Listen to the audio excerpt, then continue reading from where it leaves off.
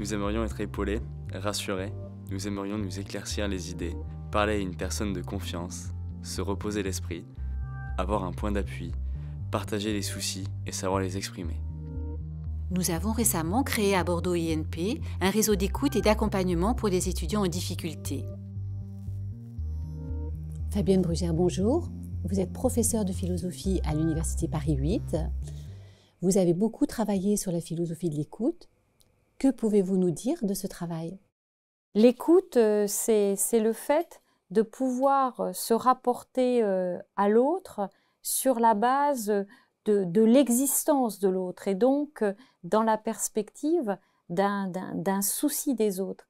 C'est finalement le fait de n'être pas dans une perspective de maîtrise dans le rapport à soi, de n'être pas dans une perspective aussi de contrôle dans le rapport aux autres, et de décider de se laisser, on pourrait dire, décentrer par autrui, par la vie d'autrui, et de dessiner dans cet espace-là une relation. Une relation, c'est-à-dire quelque chose qui se tisse à partir finalement du souci de l'autre. Donc il y a quelque chose d'extrêmement généreux, d'extrêmement ouvert et vraiment la perspective de ne pas rester dans la maîtrise ou le contrôle. Je crois que ça définit foncièrement l'écoute. Et puis ensuite, l'écoute, on peut penser à la musique. Le fait d'écouter, ça suppose une oreille, ça suppose une qualité d'écoute. Donc après, l'écoute, c'est aussi ça, c'est la manière dont on va écouter, c'est vraiment cette qualité de l'écoute. Et pour avoir cette qualité de l'écoute, eh bien, il faut pouvoir construire des relations, des structures qui permettent de rendre vivante et réelle cette qualité. Que pensez-vous du réseau d'écoute que nous avons mis en place dans notre établissement?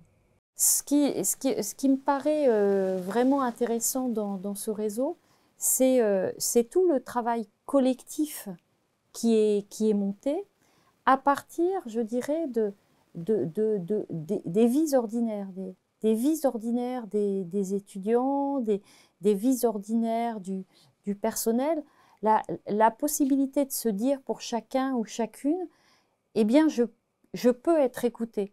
Je peux être écoutée sans que ce soit considéré comme une déviance, comme une pathologie ou comme une anormalité. L'écoute, c'est quelque chose de normal. Le fait le fait de pouvoir être écouté, le fait d'écouter les autres, c'est une dimension ordinaire des relations humaines. Et finalement, nos sociétés ont souvent oublié cette importance de l'écoute et de la dimension ordinaire de l'écoute. Parce que l'écoute, c'est plein de choses. Dans les sociétés traditionnelles, l'écoute, ce sont par exemple les chants. Ce sont par exemple les chants qui permettent de dire des choses qu'on ne dit pas dans les gestes quotidiens. De la même manière, aujourd'hui, l'écoute, c'est le fait, dans des relations qui peuvent très bien être au départ autour d'une machine à café, dans une salle de classe entre deux personnes qui se parlent, c'est le fait tout d'un coup de pouvoir dire quelque chose sur sa vie, de pouvoir dire des choses qu'on n'ose plus dire justement, et qu'enfin on va oser dire, et qui vont peut-être mener après à la possibilité de dire autre chose, d'aller plus loin. Donc ce qui me semble très intéressant dans le réseau qui est ici construit, c'est comment il s'enracine dans l'ordinaire des vies. Et c'est fondamental parce que finalement, on a un besoin d'écoute de manière très, très ordinaire. Or, la société, elle ne permet pas forcément toujours l'expression de cette écoute et l'expression des voix, des paroles des uns et des autres, parce qu'on est toujours dans des perspectives de maîtrise, on cherche un travail, on veut se fabriquer une vie, on se pose des questions sur la manière dont on va mener sa vie, mais toujours dans la perspective d'une maîtrise.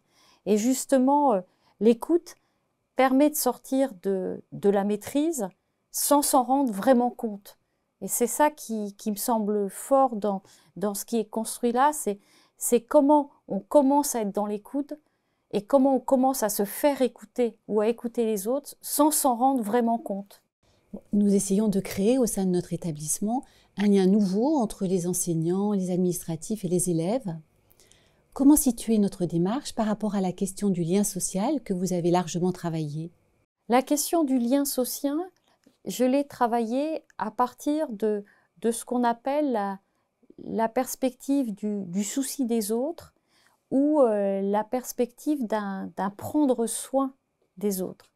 Quand on parle de prendre soin des autres, ce dont on parle, c'est à la fois de disposition, de disposition, d'ouverture à l'égard d'autrui. Donc c'est le fait précisément de développer une capacité, par exemple, à l'empathie. Mais c'est aussi le fait, et là on va encore plus loin, de déployer justement ce qu'on appelle des pratiques de soins ou des pratiques de prendre soin au sens large, ce qui se fait dans cette structure d'écoute. Parce que précisément, cette structure d'écoute, ce n'est pas seulement le fait de dire on va se réunir et puis on va déployer les uns et les autres de l'empathie, on va déployer de la bienveillance. Non, c'est bien plus que ça. C'est le fait de dire on va mettre au point des pratiques d'écoute. On va mettre au point les conditions dans un lieu, celui de l'école, pour que précisément se déploient des pratiques qui permettent d'écouter et qui permettent aussi de s'écouter les uns les autres, avec quelque chose de fondamental pour rendre possible se prendre soin, c'est le développement de relations qui ne sont pas des relations verticales, qui ne sont pas des relations entre quelqu'un qui sait et quelqu'un qui ne sait pas, ou entre quelqu'un qui a le pouvoir et quelqu'un qui n'a pas de pouvoir. Ce sont précisément des relations qui créent d'une part de l'horizontalité, c'est-à-dire des formes justement d'égalité dans la relation, et qui créent aussi des formes de réciprocité.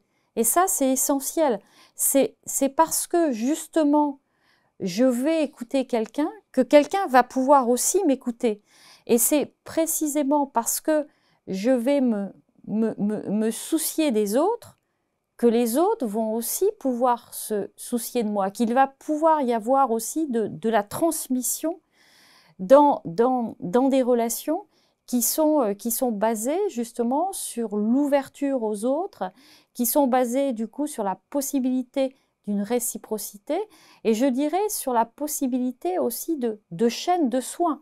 On se soucie les uns des autres, parce que à un moment, finalement, quelqu'un est vulnérable, mais cette personne vulnérable, si on se préoccupe de sa vulnérabilité, elle va retrouver aussi ce qu'on pourrait appeler des capacités, et ensuite, elle, à son tour, elle va pouvoir se préoccuper d'autres qui sont vulnérables. Et de toute façon, tout le monde est plus ou moins vulnérable. C'est-à-dire que tout le monde a besoin, à un moment ou à un autre, de pouvoir être écouté. Le projet de l'écoute s'inscrit dans un projet plus général, plus vaste, celui d'un projet de société, du vivre ensemble. Peut-on parler d'un projet politique de l'écoute? Sur le projet politique de l'écoute, je crois qu'il faut pouvoir le ressaisir dans le cadre déjà d'un diagnostic du présent. Nous sommes quand même dans un présent qui est de plus en plus, qui est quand même porté par ce qu'on peut appeler, certains l'appelleront capitalisme, d'autres l'appelleront néolibéralisme, c'est-à-dire une société de marché dans laquelle on compte, qui est quand même portée par le chiffre, qui est portée par la rentabilité, qui est parfois aussi portée par l'exploitation quand même outrancière des ressources. Et on vit dans ce monde-là. Et en fait, la perspective du prendre soin, c'est forcément une perspective qui réintroduit un par-delà le chiffre, un par-delà la rentabilité, et l'idée justement que l'humain, c'est aussi autre chose. C'est aussi autre chose, c'est-à-dire l'humain, ce sont aussi des affects, des émotions, un rapport aux autres qui passe par des formes de gratuité, de désintérêt. Et je pense que dans la perspective du prendre soin, il y a cette idée d'un rapport à l'autre qui serait sur un autre mode que celui précisément du calcul. C'est bien sortir du calcul. Plus fondamentalement, c'est aussi sortir de relations humaines qui sont de plus en plus des relations, je dirais, de défiance, qui sont de plus en plus des relations où les individus se créent des clivages les uns par rapport aux autres. Les réseaux sociaux, hein, c'est amis, ennemis. Ceux qui me sont proches et puis ceux qui, au contraire, sont vraiment quelque part sur un autre bord. Et donc, le prendre soin, c'est une manière d'essayer d'être en proximité avec autrui. Je pense que la notion de proximité, elle est là très juste. D'être en proximité avec autrui, de construire une société qui soit beaucoup plus basée, mais de manière réelle, sur la confiance.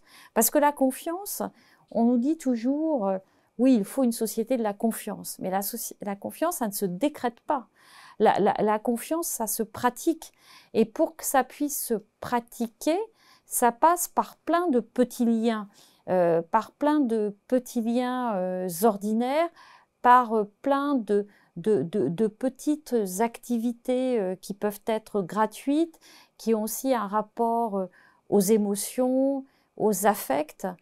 Donc, c'est quelque chose qui se bâtit petit à petit, qui ne se voit pas, et pourtant c'est politique.